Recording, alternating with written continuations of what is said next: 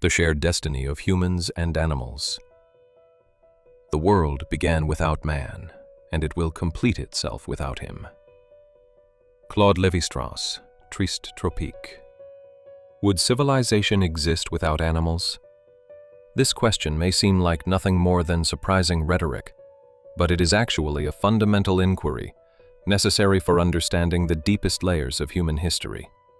For thousands of years, humans have been shaped, transformed, and become what they are today, thanks to the bonds they have formed with animals. We fed on the animals we hunted, and cultivated the land with those we domesticated. We went to war on horseback, and endured winter with sheep's wool. But animals were more than just creatures that served us. We also learned from them, and evolved alongside them. Bones found in excavations, cave paintings, ancient texts, they all tell the same story. Animals left their mark at every turning point in human history, and human civilization would not have existed without them. The oxen on Sumerian tablets, Egyptian hieroglyphics, camels in Persian armies, flocks of sheep in medieval Europe. All these traces are proof of the shared destiny we built with animals. A dog silently stalking its prey taught us trust and cooperation. The roads traveled on horseback expanded both borders and the horizons of humanity. In today's modern urban life, domestic cats and dogs have become companions that, albeit to a limited extent, maintain our connection with nature, strengthen our mental health, reduce our loneliness, and add meaning to our lives. Animals have sometimes been strategic allies, sometimes sacred symbols, sometimes close friends, and sometimes bearers of disaster. Today, this partnership extends from laboratories to virtual worlds. It may seem strange to us today, but humanity came into being with animals, transformed with them, and wrote its own history with them. It was not only politicians, armies, or inventors who changed the fate of humanity. Sometimes it was animals who kept loyalty and hope alive. So let's begin our story with some animal heroes who contributed to change in history. After this first section, we will discuss step by step how animals have changed human history from the Stone Age to the present day. Animals that changed history, humble heroes of loyalty and hope. We are along the road parallel to 276.4. Our own artillery is dropping a barrage directly on us. For heaven's sake, stop it. The message sent by the U.S. Army's besieged 77th Regiment via the carrier pigeon, Cher Ami. History is not just the story of great people. Sometimes those who change the course of history are the nameless but powerful heroes of the stage, animals. Many of us know the famous quote attributed to the legendary Carthaginian commander Hannibal, "Aut viam inveniam aut faciam." I shall either find a way or make one. Surprisingly, the origin of this quote is related to animals. In 218 BC, Hannibal, marching on Rome, crossed the Alps with 37 war elephants in an unexpected maneuver. The symbol of this journey, which surprised both his soldiers and his enemies, was the elephant named Surus, mentioned by the historian Polybius. Surus, Hannibal's favorite elephant, was the only one to survive the legendary journey. In the 4th century BC, the young Alexander tamed a horse named Bucephalus that no one could control and took it to the battlefield. This friendship continued throughout the conquests, stretching from Macedonia to India, and the king earned the epithet the Great, riding on his back. Centuries later, Napoleon's horse Marengo witnessed 7 major battles, from Austerlitz to Waterloo. Napoleon named this magnificent white Arabian horse with the name of a battle he had won. This horse, which was always by its owner's side as he conquered Europe, lived up to its name. After the defeat at Waterloo, it was taken to London by the British and put on display. Other animals, besides horses and elephants, also featured in the heroic stage. In 1918, When the U.S. Army's 77th Regiment was besieged in the French forests, a rescue message was carried on the wings of a pigeon. Cher Ami delivered the message, despite being wounded in the chest and leg, saving more than 200 soldiers. He received a war medal, and his body is still on display at the Smithsonian Museum. Sergeant Stubby was the most famous dog of World War I. Found as a stray in the U.S., he participated in 17 frontline battles, warned soldiers of gas attacks, found the wounded, and even captured a German spy. For these feats, Stubby was promoted to sergeant, returning to the U.S. as a hero, honored with medals, and even introduced to presidents. Animals were also icons of morale and hope. The 1943 film Lassie Come Home told the story of a dog who traveled hundreds of miles to reunite with her owner, delivering a message of loyalty to a war-weary society. In Japan, Hachiko became an icon of loyalty by waiting at the train station every day for 9 years after his owner's death. His statue still stands in Shibuya. Canute, the polar bear at Berlin Zoo, made headlines around the world in 2006, becoming both a figure of global warming debates and a record breaker for Berlin tourism. Known for their endurance, camels were true strategic heroes in desert warfare. Lawrence of Arabia, who was the subject of movies, saved his own life many times during the Arab Revolt in World War I, thanks in part to his camel Dana. Lawrence saw these animals as indispensable creatures of desert civilization. Dana was one of the animals that stood by the warrior, representing patience and strength in the desert. The struggle for survival with animals also became the subject of novels. In 1704, the young Scottish sailor Alexander Selkirk managed to survive for 4 years on an island in the South Pacific, thanks to the meat, milk, and skins of goats. His story inspired Daniel Defoe's novel Robinson Crusoe, which we read in every period. In the mid-20th century, technology and animals intersected in a new dimension. In 1957, the Soviet Union sent a stray dog named Laika into space. Laika unfortunately did not return. She lost her life, but she became a pioneer of manned space travel. Following her, the US sent a chimpanzee named Ham into space. In the 60s and 70s, the US and the Soviet Union used many monkeys, Albert, Abric, and others, in space experiments. Thanks to these animals, known as space monkeys, the safety of manned space flights could be ensured.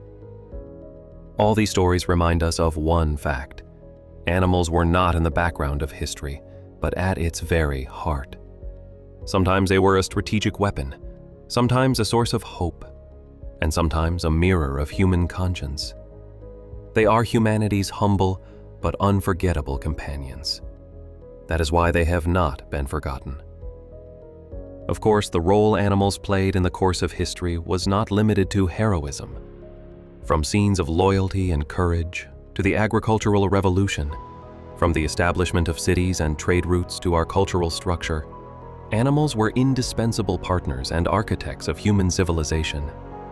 And this partnership was not always innocent. Power, control, and the struggle for survival shaped the bond between humans and animals. This is where a difficult question comes to mind.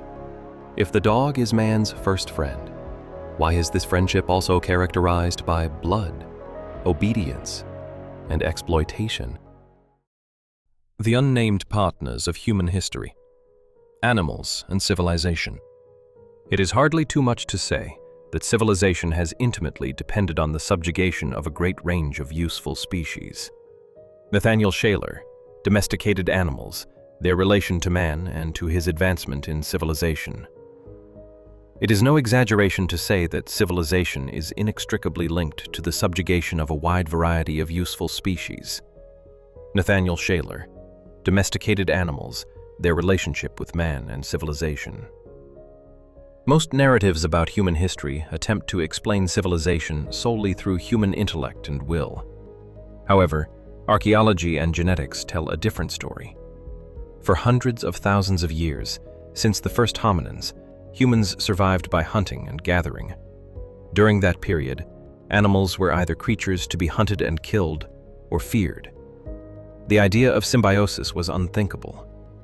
The domestication process, which began with dogs approximately 20,000 years ago, developed not as a one-sided domination, but on the basis of mutual benefit and evolutionary partnership. Wild wolves approached human campsites following their instincts and were gradually domesticated by humans, transforming into dogs. Humans benefited from their hunting skills, while dogs gained food and shelter security. This symbiotic relationship foreshadowed the transition from hunter-gatherer life to herding, and then to settled life. 10,000 years ago, the agricultural revolution began in the fertile lands of Mesopotamia, developing independently over the next millennia in the Yellow River and Yangtze basins of China, the Nile Valley of Egypt, and the Indus Valley of India and Pakistan. This revolution would not have been possible without the contributions of animals. Due to other changes in climate and environmental conditions, people began to settle permanently in areas where they could farm and feed their animals, rather than following migration routes. The first animals to be domesticated were herd animals, such as sheep, goats, pigs, and cattle, which provided both a food source and clothing, tools, power, and security. This power expanded agriculture, increased the population, and gave rise to the division of labor. It also triggered cultural transformation. Animal figures were integrated into many aspects of human life, from cave paintings to mythology and belief systems. Thanks to domesticated oxen and horses, large plows could be used, and agricultural production increased. Donkeys and camels opened trade routes by transporting grains and goods over long distances. Species such as chickens and ducks contributed to ecological balance by suppressing the increase of harmful insects. Animal manure fertilized the soil, while milk and dairy products diversified the human diet.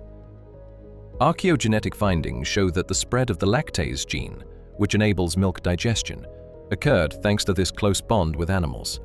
In other words, humans and animals co-evolved culturally and biologically. The birth of cities was also closely linked to animals.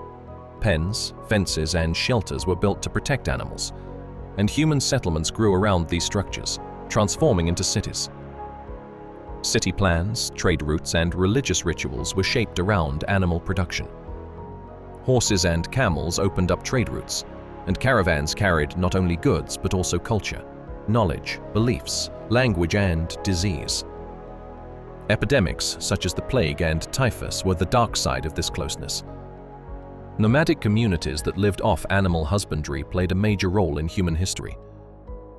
Although nomadism is often associated with plunder and conquest, the deep bond formed with animals in this way of life is noteworthy.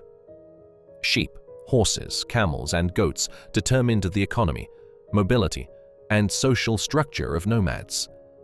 The Mongols, Turks, and Arab tribes expanded their empires through warfare thanks to the speed of horses, fed on sheep and goats, and crossed deserts on camels.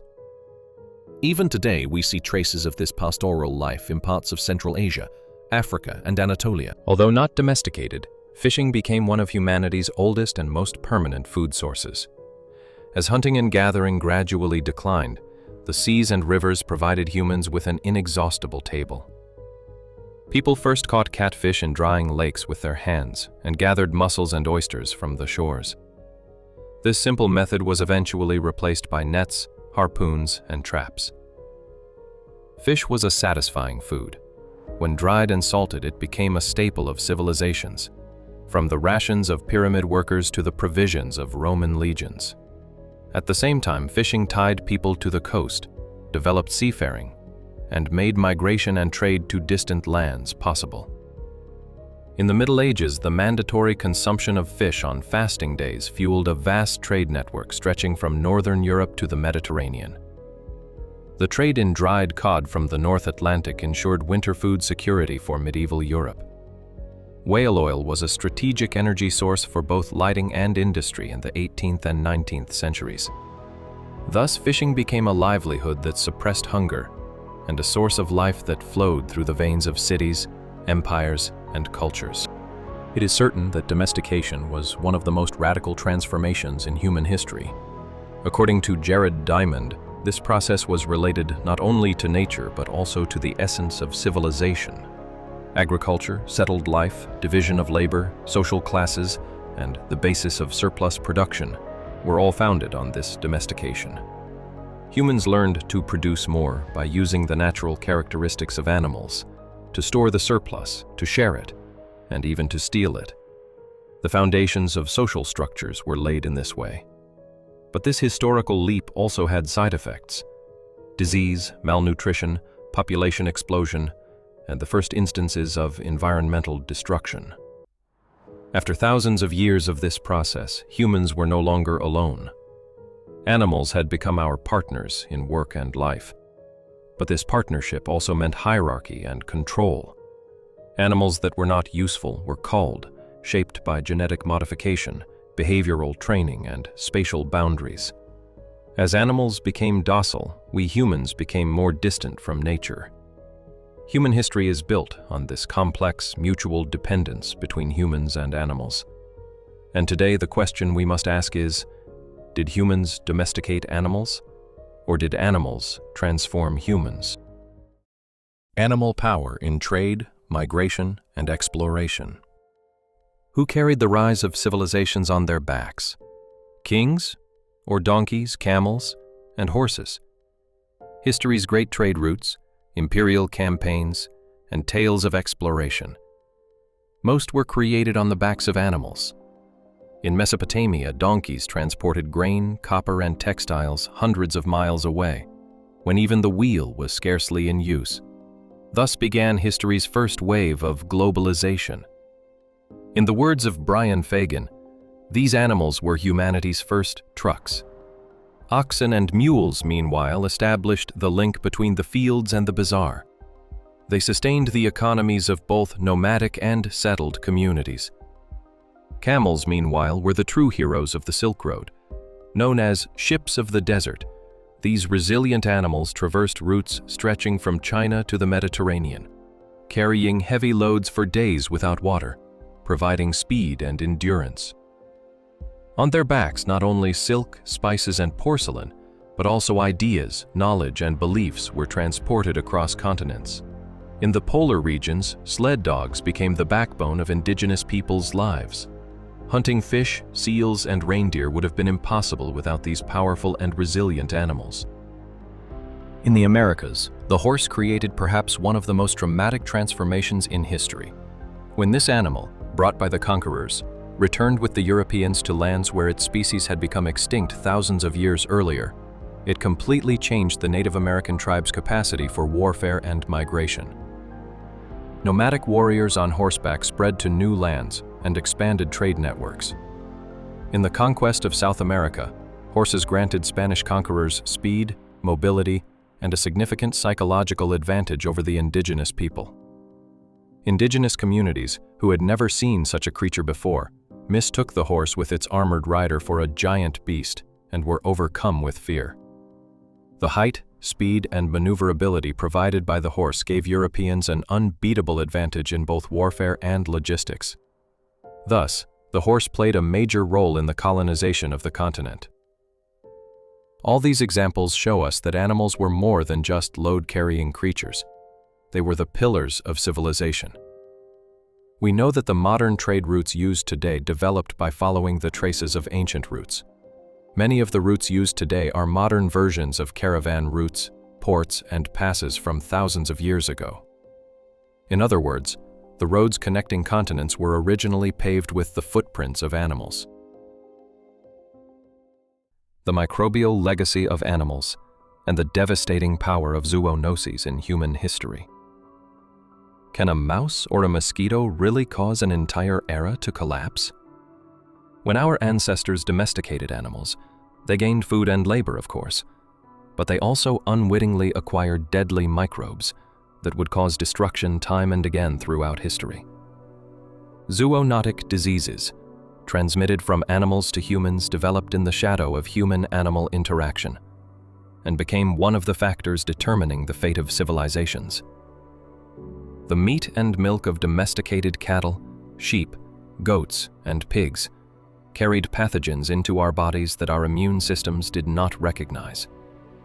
Humans settling down and living closely with animals accelerated the adaptation of microbes and paved the way for new epidemics.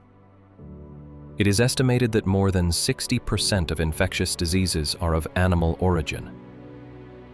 One of the most dramatic examples in history is the Black Death, which emerged in the mid-14th century and ravaged medieval Europe.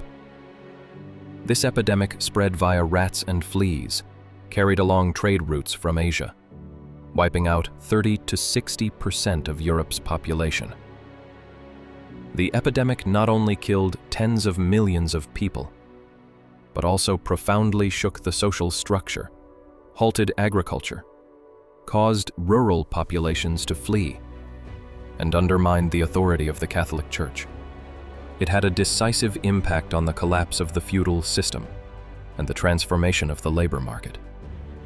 Similarly, the smallpox virus brought by Europeans to the Americas killed 90% of the indigenous population, turning the continent's political and cultural map upside down. Great empires such as Rome and Byzantium also disintegrated under the grip of similar microbes. Another example is the malaria parasite, carried by mosquitoes.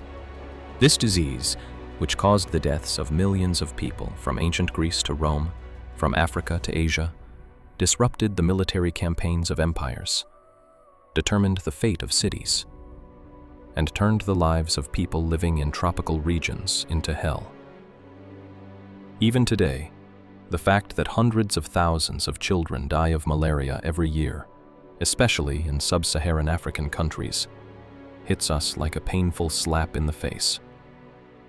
Diseases such as Ebola, SARS, and MERS are concrete examples of zoonotic risks transmitted from species such as bats and camels. HIV, transmitted from chimpanzees to humans, caused one of the greatest pandemics of the 20th century, AIDS. The acceleration of global travel has made the worldwide spread of epidemics more possible than ever before in history. In the modern era, human activities have exponentially increased zoonotic risks. Industrial livestock farming, with its high-density production systems, has provided a unique reproduction environment for viruses and bacteria. The swine flu, bird flu, and more recently the COVID-19 pandemics are the inevitable consequences of this artificial intensification of animal-human contact. The destruction of nature and wilderness areas has increased contact between humans and wild animals, facilitating the spillover of zoonotic diseases. Yes, zoonoses were serious biological threats, but they also caused crises that profoundly affected social, political, and economic dynamics. Examples such as the agricultural collapse and popular uprisings in post-plague Europe, and the Spanish flu's alteration of the political balance after World War I reveal the multi-dimensional effects of these diseases. The recent COVID-19 pandemic tested the emergency management capacity of global governments, overwhelmed healthcare systems, and traumatized economies. What we have experienced is actually a powerful warning about future dangers.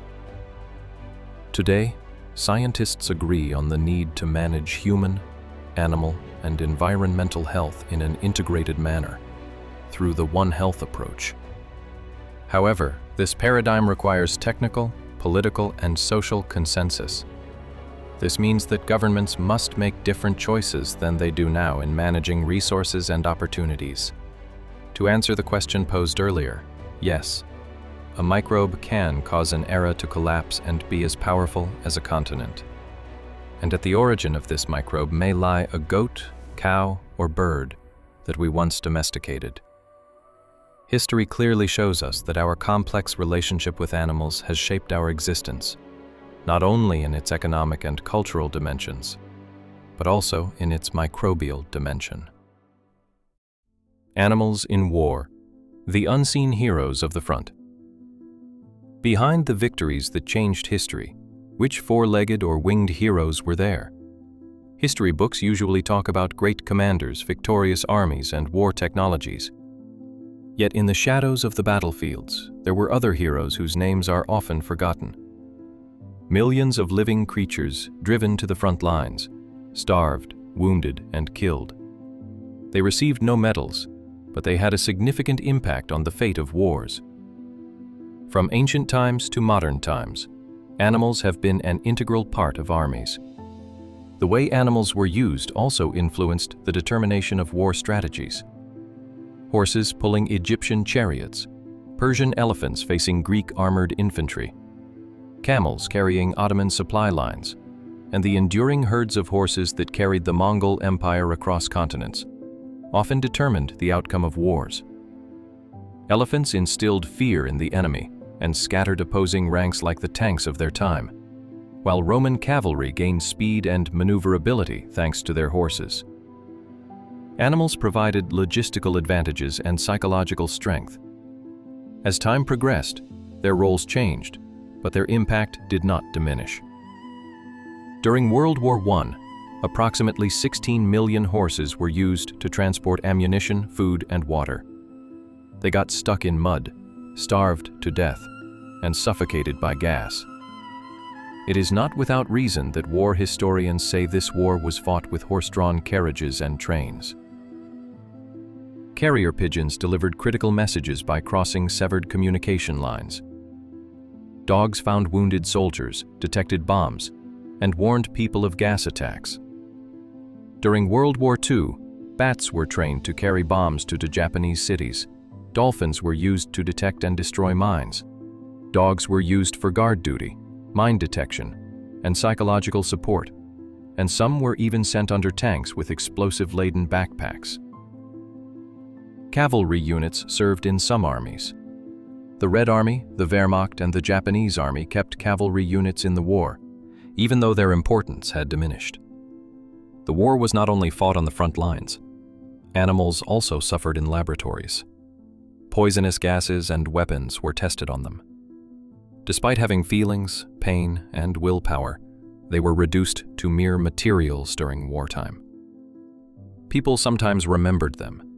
The monument to animals who died for France was erected in Paris. The monument to animals in war was erected in London. A special cemetery was built in England for dogs who served in World War II. And in the US, some military dogs were given ranks and buried with ceremony. Today, machines have taken the place of animals. Tanks and armored vehicles have replaced cavalry. Heavy artillery, tanks, howitzers, and logistics vehicles have replaced war elephants. Radio, satellite, and drone technology have replaced pigeons, while dogs' duties are largely performed by thermal cameras, mine-detecting robots, and artificial intelligence sensors. Similarly, in operations to clear sea mines, dolphins and seals are giving way to autonomous underwater drones.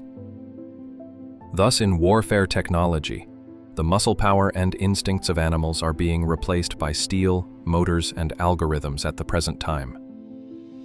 However, despite all this, the fact remains that they were the invisible heroes of wars. Friends and weapons whose names are not mentioned, but who changed the course of wars throughout history. Humanity benefited from the strength, loyalty, and endurance of animals, but forgot them when peace came. Animals in mythology, universal symbols of culture and consciousness. What do animal stories symbolize in the human subconscious? Wolves, owls, dragons, foxes, eagles. The widespread presence of animals in mythology is deeply connected to our material life and mental and cultural evolution. As we developed our ability to think abstractly, we turned animals into figures to make sense of the world around us and identified their characteristics, such as strength, speed, and beauty, with our own experiences. The close ecological relationship that early communities established with animals was decisive in shaping the cultural and religious meanings of these creatures. Animal symbols strengthened social order and belonging through rituals, and, as Carl Jung expressed in Psychology, became embedded in the human subconscious as archetypes. Thus, mythological animal figures became indispensable tools for transmitting social values and moral lessons from generation to generation. This universal symbolism is strikingly evident in the mythologies of different cultures. In ancient Greece, Athena's owl represented wisdom, the winged horse Pegasus represented freedom, and the dolphin represented the friendship of the gods. In Egypt, cats were considered sacred under the protection of the goddess Bastet, while the ibis bird was a symbol of writing and knowledge. Native Americans revered the bear and wolf as sacred, exalting the balance of nature, while viewing the sacred eagle as a divine messenger connecting the sky and the earth. In Rome, the eagle represented imperial power, while the wolf symbolized the legend of Romulus and Remus, founders of Rome. In Scandinavian mythology, the wolf Fenrir foretold the apocalypse. The Chinese dragon brought rain and fertility, and the tiger symbolized courage. In Japan, the fox kitsune was a protector and shapeshifter, while the aboriginal rainbow serpent was the source of life. In Central Asia, the wolf is the protector of the clan, while in Aztec mythology, the jaguar represents the spirit of war. And among the Inuit of the Arctic, the walrus symbolizes the power of the sea. In Norse mythology, the goat Heidrun provides endless mead to the warriors in Valhalla. Half-animal, half-human figures were the product of attempts to make sense of nature. Pan, a goat-legged god; Tengu, a bird-faced warrior; Cernunnos, a stag-horned protector; Sobek, a crocodile-headed god; and Ganesha, an elephant-headed god, reflected human fears and hopes. Animal figures also reflect our collective memory in flags and coats of arms. The eagle is a symbol of power and unity, the lion of courage, the dragon of both fear and protection, and the bear of endurance. The rooster represents alertness, the snake wisdom, and the staff of Asclepius in medicine still represents healing, while the deer represents peace. Even modern states continue this ancient language, transmitting power and values through animal figures. As we have seen, animals in mythology are timeless and universal symbols that shape our ancestors' concrete relationship with nature, their psychological depth, and their cultural identity. And each is a living reflection of humanity's collective unconscious. From religion to ritual, deified animals and sacrifices. The slaughter of a bison, bull, or ram was not solely for meat, but part of a sacred order. For humans, animals were more than just food. They were metaphorical and spiritual beings, and also a way to connect with nature. Predatory animals were identified with divinity, fertility with abundance, and flight with sacredness. Therefore, they were both worshipped and sacrificed. In totemism, one of humanity's earliest forms of belief, communities identified themselves with an animal, and killing it became taboo. In animism, animals were considered spiritual beings, capable of feeling and forming friendships. In North America, the bison was both a source of food and a representative of spirits. In Siberia, the bear was considered the human sibling. In ancient Egypt, the apis bull represented fertility and power, but bulls were also sacrificed. In India, cows were sacred. And in the Middle East, sacrificing a ram was a social obligation. Archaeological findings show that animal bones shaped identities and myths. In some cultures, It was believed that the animal's spirit would be reborn, and death was considered participation in the cycle of nature. Animals are also powerful figures in the major monotheistic religions. The serpent represents expulsion from paradise. The pears on Noah's Ark represent salvation, and the staff of the prophet Moses, which turned into a serpent, represents divine power. In Christianity, the lamb represents the purity of Christ, while in Islam, the ram represents submission to God.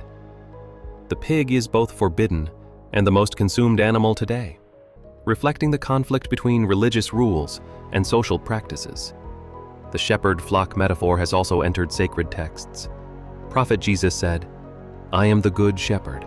The good shepherd gives his life for the sheep."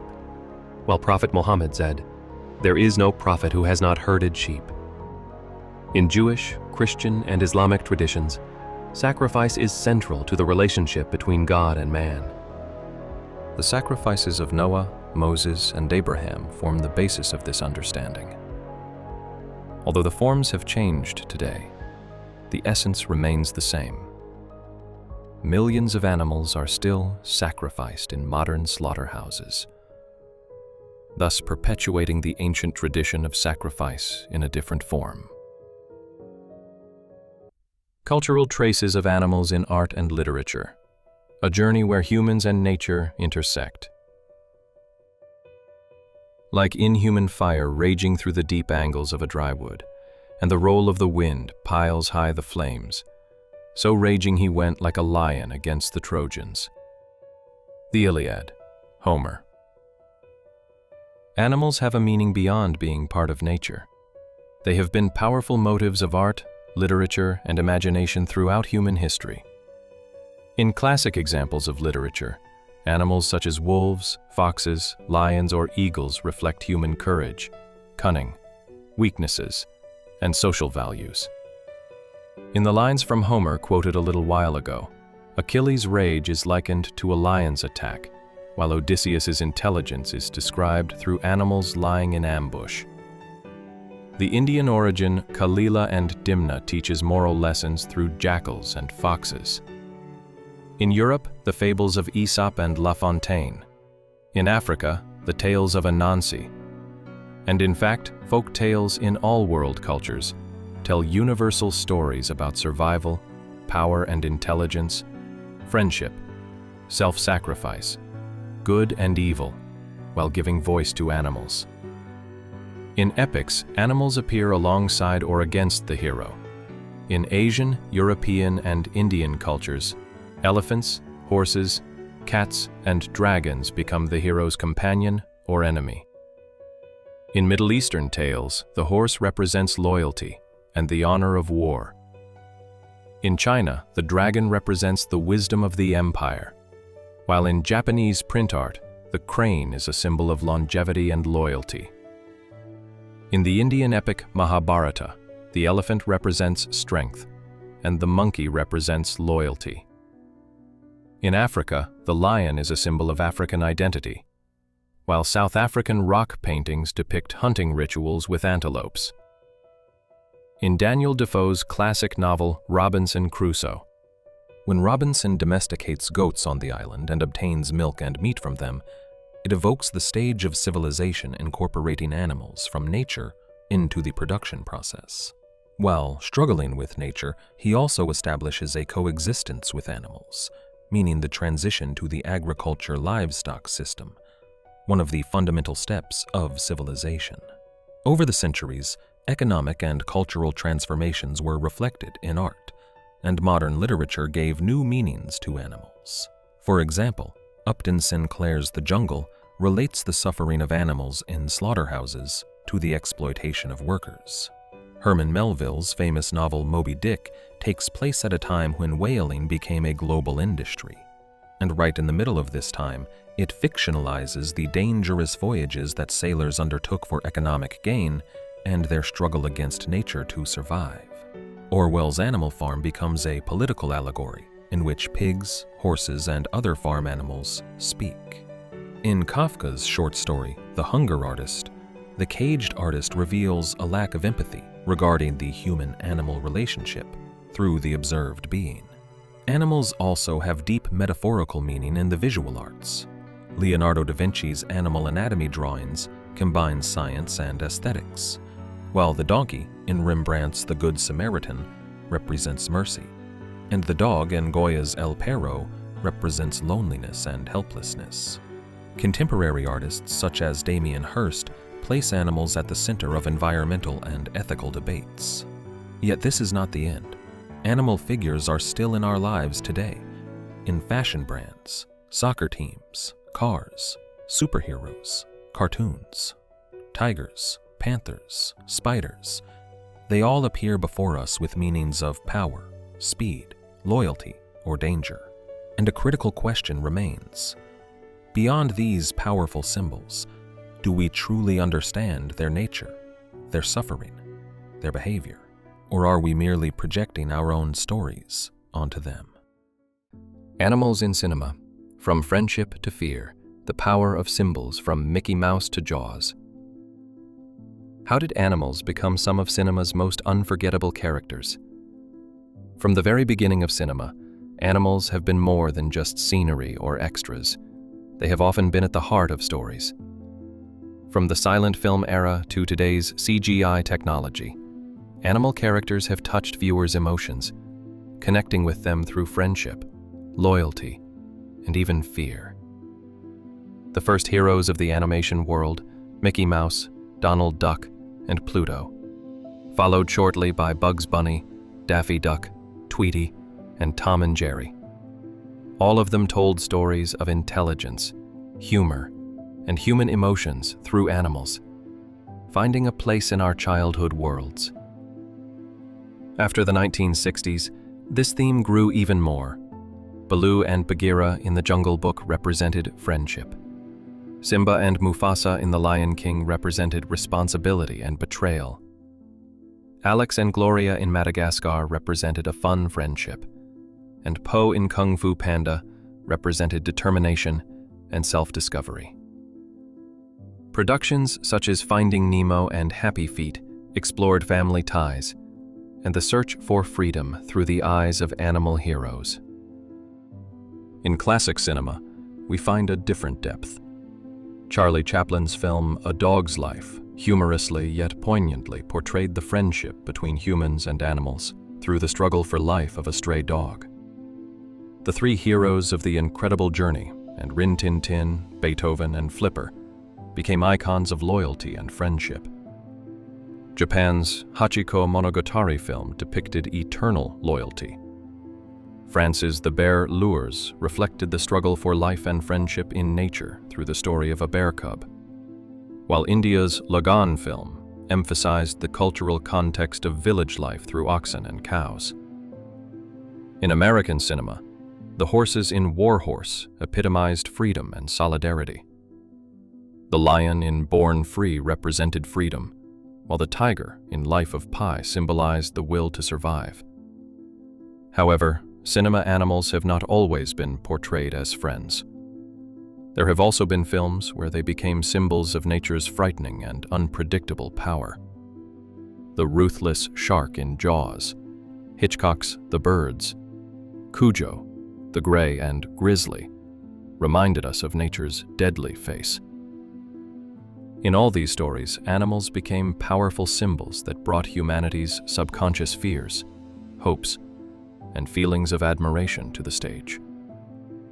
Cinema is changing, techniques are evolving, genres are diversifying. But the bond between humans and animals, whether portrayed with love or fear, continues to live on the silver screen as one of cinema's most powerful themes. The innocent partners of the industrial age. Invisible animals, unseen suffering. The real question is not, can they reason or can they speak, but can they suffer?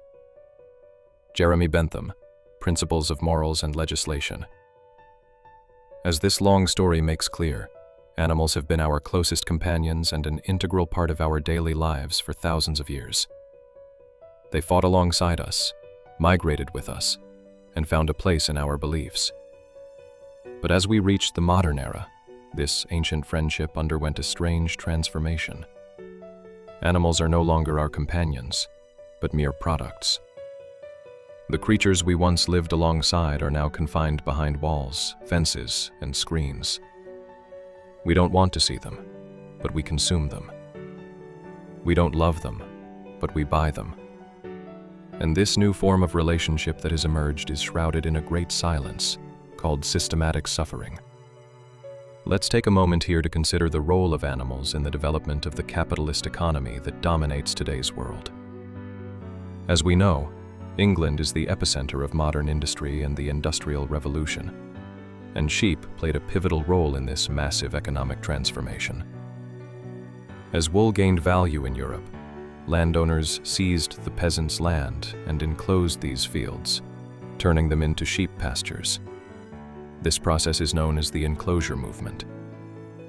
Peasants were expelled from the land, and the working class began to form in cities. The wool-based textile industry and wool exports accelerated the country's capital accumulation, paving the way for the rise of capitalism. In other words, the sheep, seemingly a simple animal, actually became the catalyst for capitalist transformation.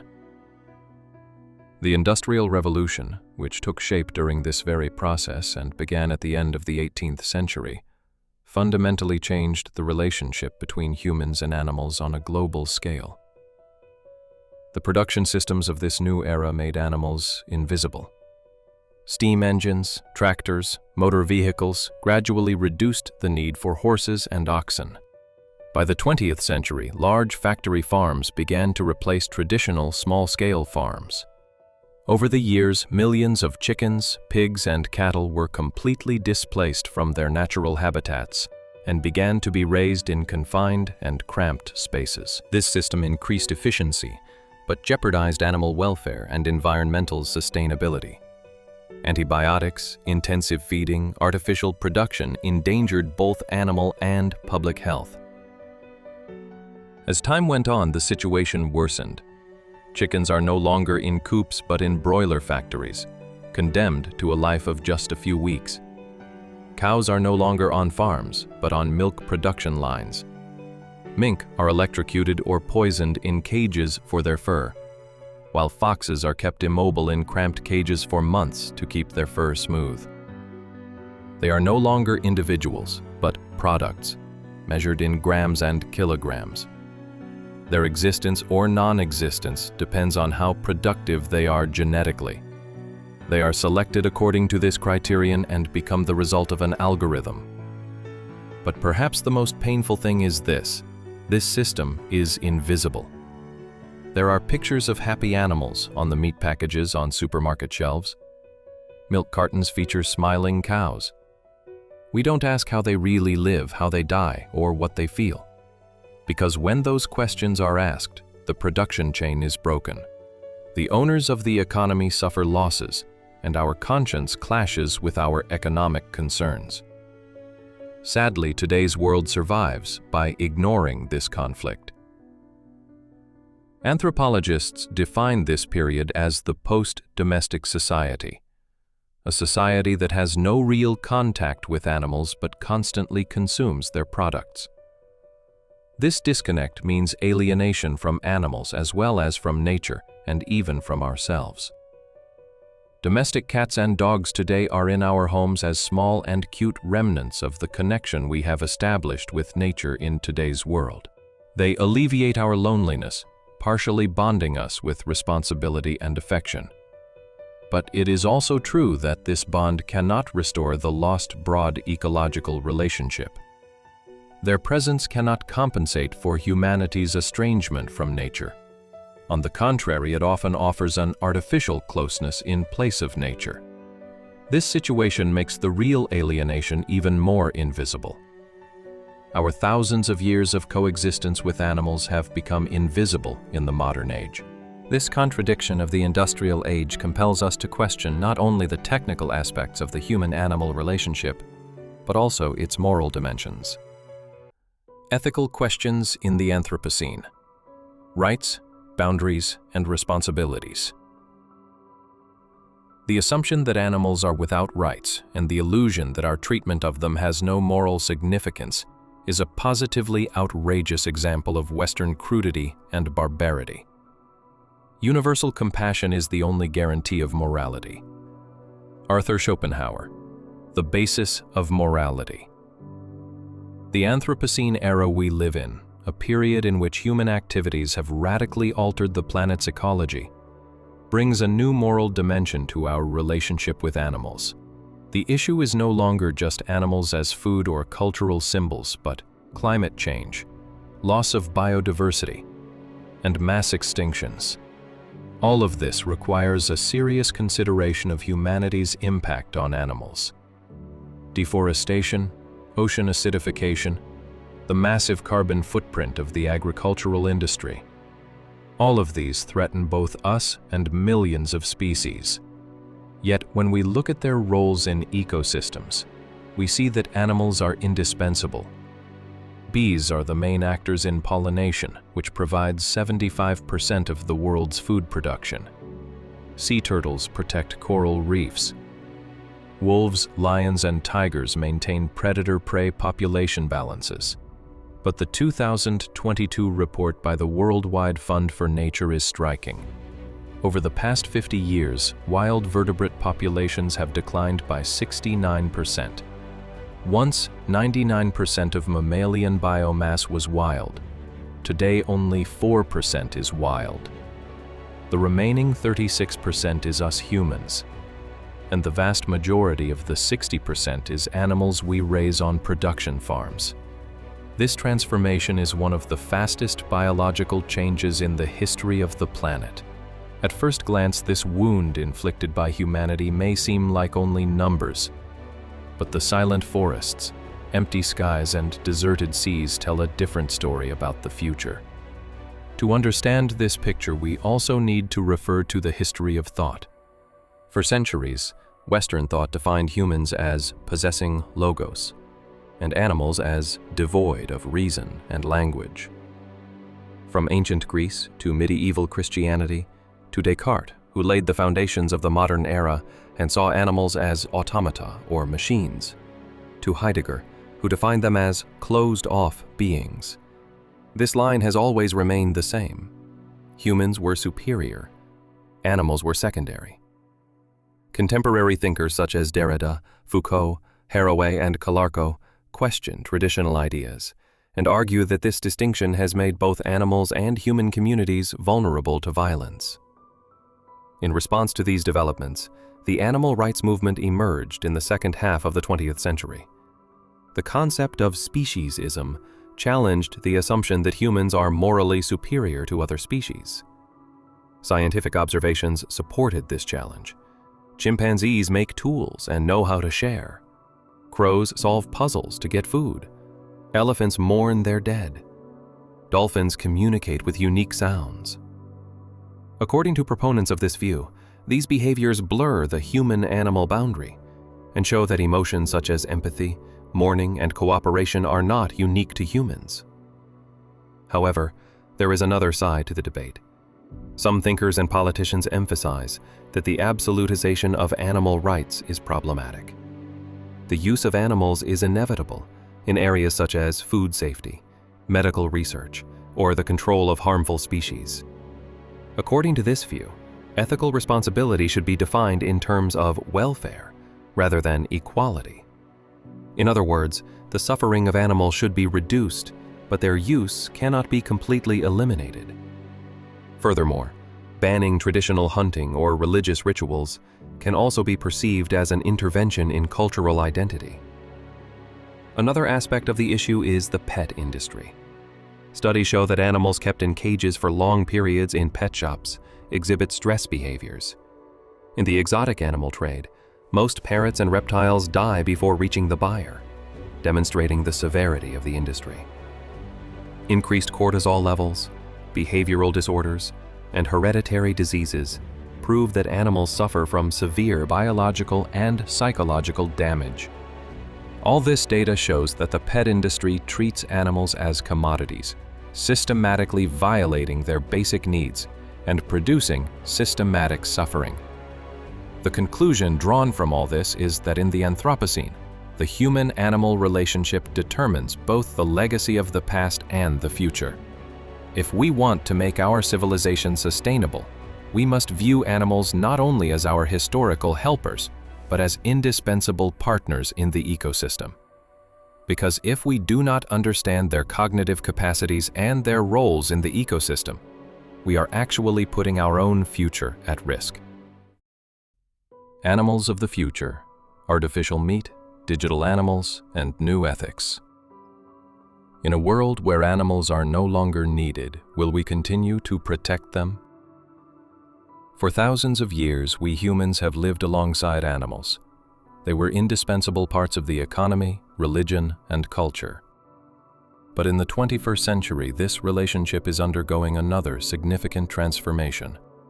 Animals are shifting from the center of physical life to the sphere of cultural and digital representations. Consider this. Children's first contact with animals no longer takes place in villages or farms, but in processed foods, such as packaged chicken nuggets. Cows become advertising mascots. Alligators become brand logos. As animals become more distant from everyday life, they become more visible in popular culture and social media. So we know them less physically, but they often appear on our screens as imaginary friends. Digitalization is accelerating this transformation. From Pokémon to animals in Minecraft, from Pixar's mouse Ratatouille to virtual pet apps, today's urban generations no longer experience animals directly. They get to know them through images and sounds on screens. Biologists call this phenomenon ecological alienation. Today, artificial meat and plant-based protein alternatives are approaching the point of replacing conventional animal husbandry. Laboratory-grown muscle tissue could save the lives of billions of animals killed each year and significantly reduce carbon emissions. But this raises a new question. If we no longer need animal bodies, will the bond between humans and animals evolve into a purely symbolic dimension? So, in which direction will the animal rights struggle evolve in the future? Beyond current debates, such as cage systems or laboratory animals, we will face new questions. If we live in a world where we do not biologically need animals, what will motivate us to protect them? Will species be preserved only for nostalgic reasons?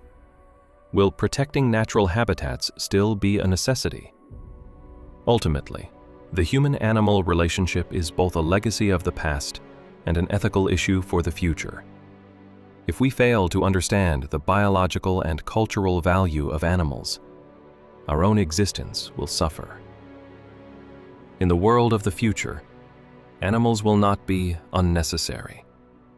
They will continue to be indispensable elements of humanity's ethical and ecological awareness. Conclusion: being the hero of the same story as animals. Throughout history, humans have been the heroes of a story written together with animals.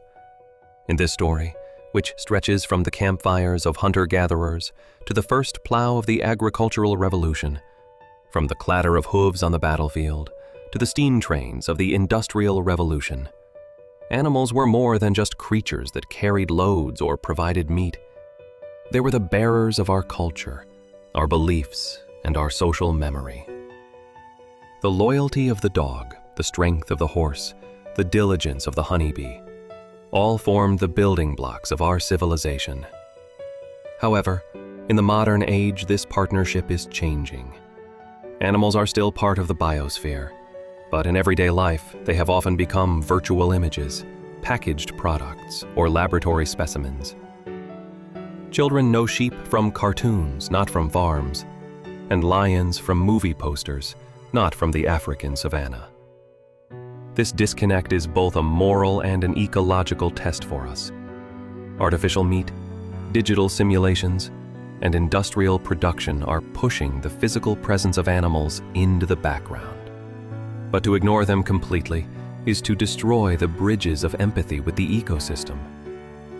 Will we protect animals only for our needs, or to make sense of the world with their presence? Our answer to this question will determine our shared destiny, both ours and that of the animals.